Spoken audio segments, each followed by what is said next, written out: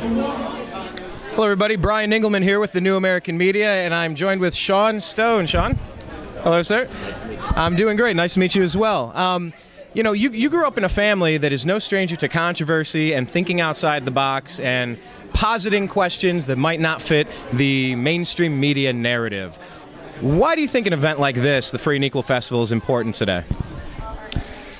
I mean, on the name alone, the free and equal concept is that all elections should be free, as in there should not be money that endorses or ultimately supports certain candidates within the Democratic Republican parties, namely, to have more airtime and more access to media. You know, it's supposed to be a free election, meaning that people should be able to run from across many platforms and multiple parties and have, debates that are open to all in that sense, not just the two parties that are currently controlling our system. So I think if we're going to have, a society that's predicated on a republic with democratic principles, that you have to have more alternatives than the two mainstream candidates. I would agree to that. Is there a particular third party or outside the first two candidates shaft job that you've seen that kind of sums up the most? Like, which outsider do you think was shafted the most? Because this is so controlled by the two private parties, the Democrats and Republicans.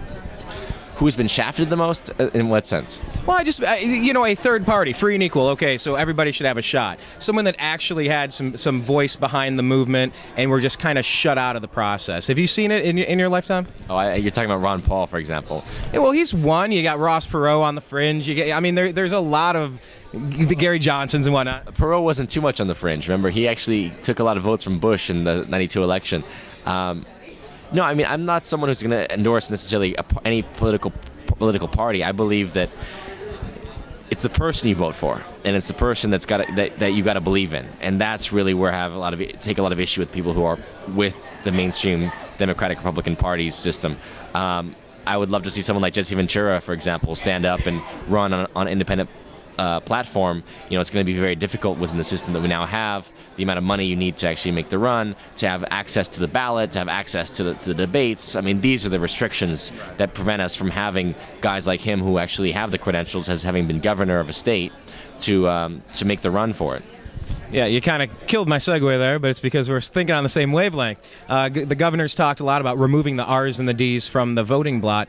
If that happened, do you think voting rates would just completely plummet, or do you think people would actually step up to the plate and learn about the candidates more?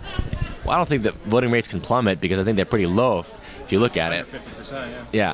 Obviously, Obama did a lot of work trying to orient it towards the youth and trying to get them out, to vote for him. And I think a lot of people are now kicking themselves for making that mistake when they realize, what he is.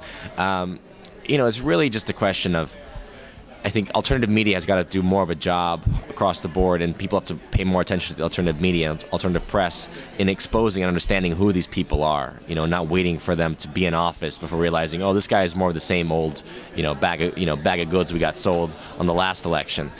So I think alternative media is doing a good job of giving voice to certain, candidates from the independent parties, and then.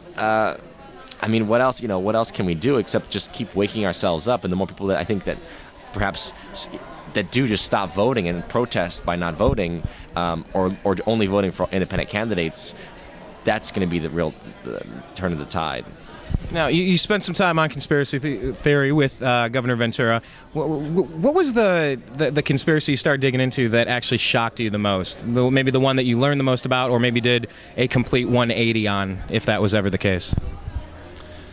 Actually, the stuff that I think that was most shocking on conspiracy theory, and I was on the third season, and that one was more tricky as far as the content, because we dealt with things from reptilian aliens to Skinwalker Ranch, and and a lot of things that people would find far out. But I would say the most shocking thing to me was time travel, as far as not hypothetically, but physically really happening.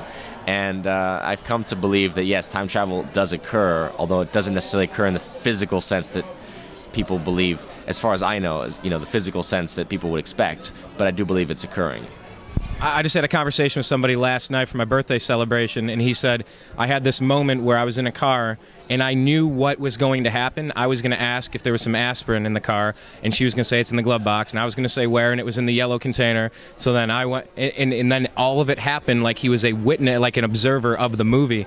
So I mean, is that kind of what you're talking about, where like you have like precognition of something that's about to happen, like you've jumped forward and you had the conscious recognition of it? I mean, déjà vu is a bit of a signal to that extent that perhaps, you know, this is a dream within a dream, but I think it has more to do with that philosophical understanding that the reality that we're living is a construct of consciousness. It is a type of matrix, and when we start to understand it's not this physical linear progression, you know, of four-dimensional space-time that we think it is. It's a multidimensional universe, and I think the more that you become to realize that it's not as, the lines are not straight, they're more squiggly, let's say, that's when you start to really make some breakthroughs.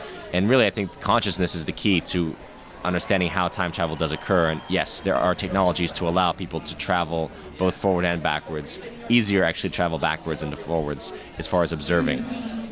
Interesting. Now, what projects are you working on right now? Just some projects in development. Nothing as far as like that's actually like coming out in the near future. So nothing to announce. But you know, obviously doing Buzzsaw on a weekly basis, which gets out there and covers some interesting topics. Excellent. And if people want to keep track of what you're up to, you know, are more prolific on Twitter, on the Facebook page, on a homepage, where could people check you out and find out some more information? Yeah, both. On Facebook, my fan page is Sean Stone, and Twitter is at SCStone5. Both places where I try to keep updates on a almost daily basis. Excellent. Well, hey, have a good time in the event, and I appreciate your time today, Sean. Thank you, sir. Really cool.